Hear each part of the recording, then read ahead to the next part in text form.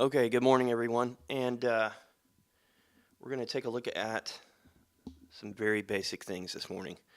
I've got my pad here, practice pad, and drumsticks, and a cup of coffee.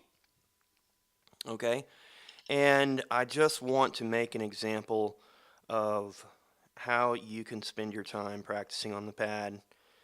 Uh, somewhere in your day when you're just hanging out. For me, it's when I'm done feeding all the animals in the house and cleaning up a little bit and making some coffee and just waking up in the morning. Okay, now some of you may not have time to do this. I do, uh, as far as coffee time. But what I'm getting at is if you have time to make some coffee and hang out for a little while, you have time to practice on your practice bag. Um, so there may be another time for you, and that could even be a break at work or waiting at a bus stop, and you don't necessarily have to have a practice pad. Or you could have a practice pad that's smaller than this one. Um, so, anyway, I'm just trying to stress the importance of fitting in some time in your day to get some extra practice in. Okay, so I've made my point, and now what I want to do is show you what it is that I would do. Sometimes students need some help and direction in what to do on this thing. Really, you should be able to know what to do based on other things that you're doing with your drumming. Okay? Um, there is a warm up that I do on this thing that um, is really useful for um, helping you to work individually on certain problem areas. You use it kind of like a little format to put things through, certain stickings, rudiments, things like that. Excuse me a second. All right, had something in my throat. So I'm going to demonstrate what that is. It's a basic open close exercise.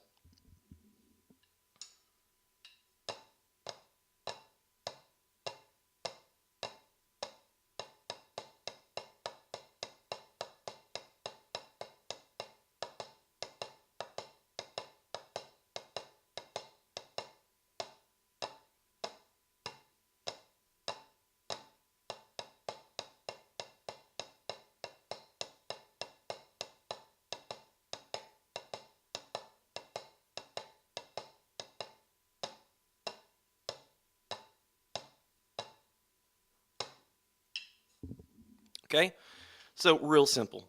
I'm just working on some technique and using both hands. And as you notice, there's this little part where they're both in tandem. Okay, now all that is this and that, but together. Okay, so you can take that little thing right there and use it as a way to really um, help you with one side or the other. And um, more specifically, your weak hand, which would be, for me, my left.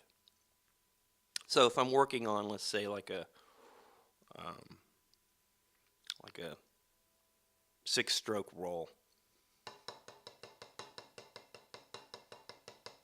okay, really simple. And I'm playing it slow so you can see what it looks like and the technique used and everything. When you go faster, it's okay. Um, and I'm using single strokes. And if I'm having trouble getting any faster, then there's something going on in one of my hands or both. And I have to figure out what it is that's hanging me up and why, because then I want to focus on that specific problem only. Because it takes less time to get better at it if I just focus on that. Okay? So I've already broken this thing down to find the problem area, so I'll just get to that. Basically, what it has to do with is that in both hands, I'm doing one type of stroke, one type of technique. And it looks, I'll do it with the left hand because the microphone's in the way. It looks something like this. Okay, that's like a molar motion.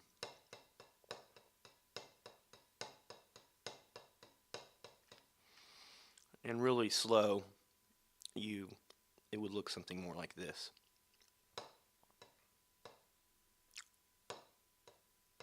Okay. But once you start speeding up, you can use some of the rebound.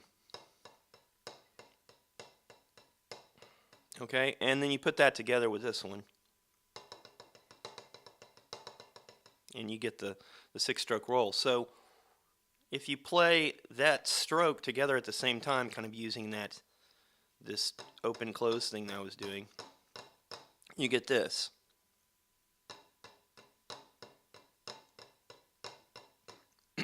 Then you space them differently and you get this. Okay?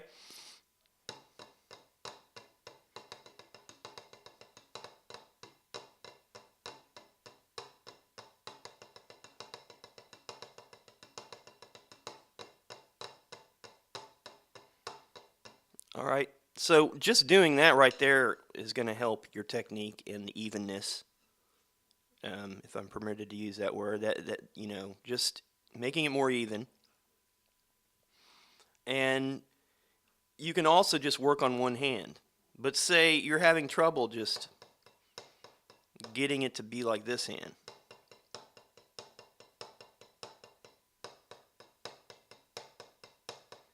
So what you would do is play both together.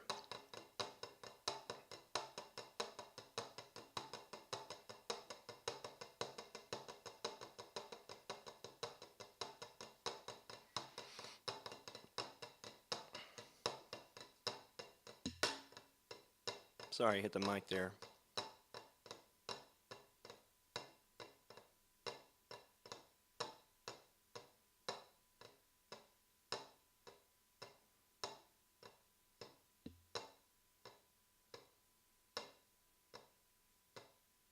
All right. So that's one way you can, increase your weak area, is by using this hand to kind of assist and help you match what it is that this hand is doing. And it has more to do with your brain and coordination than it does with strength or anything. That's all coordination is just your body communicating and it's more of a feeling. And that's all muscle memory is a feeling. And so it could just be something like you're holding the stick wrong or just slightly off compared to this one. And when you start comparing the two hands and what you're doing, you make those slight adjustments that you need to. For me, a lot of times it's the way that my elbow is positioned or the way I'm holding the stick. Maybe this one's down lower. You just have to work with it. So the same thing goes with any other kind of stroke, like a paradiddle diddle, or a paradiddle.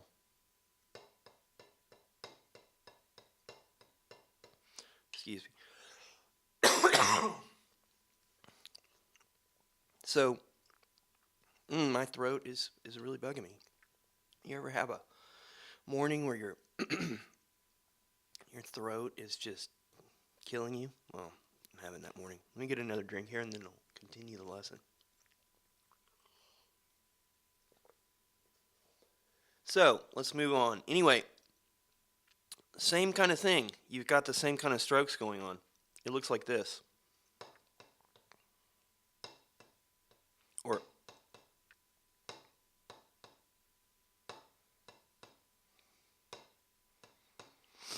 instead of this, it's, or there's an upstroke in there. Right? So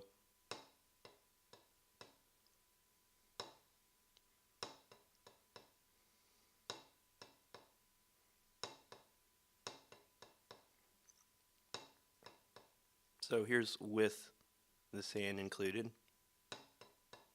And now I'm going to take it out. Okay. So same thing, when you split the hands up, you get a certain type of stroke in one hand, and then it's sort of a technique that we can practice in just one hand. Slow and fast. We can slow it down as much as possible, and we can speed it up.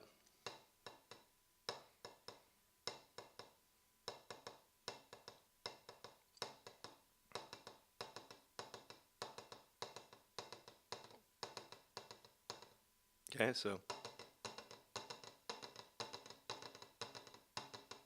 and see right there, it's kind of rocky.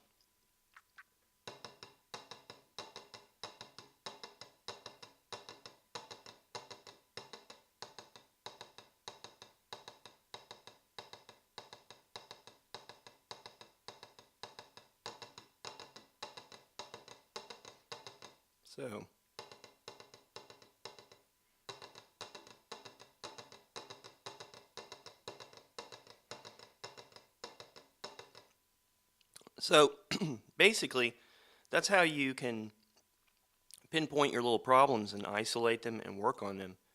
And it's really just a matter of spending a few minutes doing that.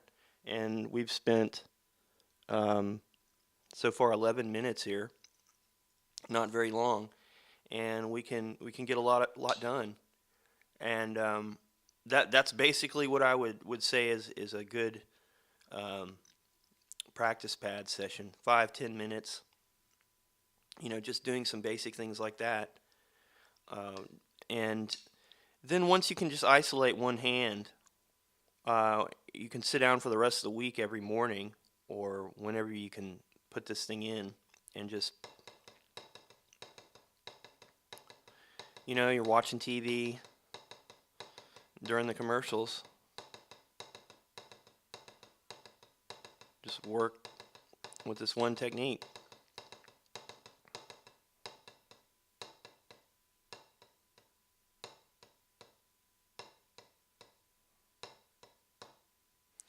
And that's it. So I hope that this video is inspiring. It may not have had too much in it as far as a lesson, but it's really just a way to inspire everyone. And so I hope at least it did that.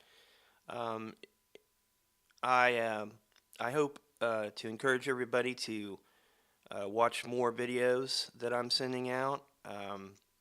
Pretty soon I'll have these all as an archive on my website, and they'll be there for everyone to check out. And I'll be doing these regularly. And if anybody has any questions, you can always contact me. Just send me a message, and we'll hook up, and I'll be happy to even make some of these videos customized for you based on questions you might have. And I also do guitar, so we can do videos on that, all free. So anyway, enjoy your practice pad, and do it with a high heart. And thank you for watching, and have a great day. Bye.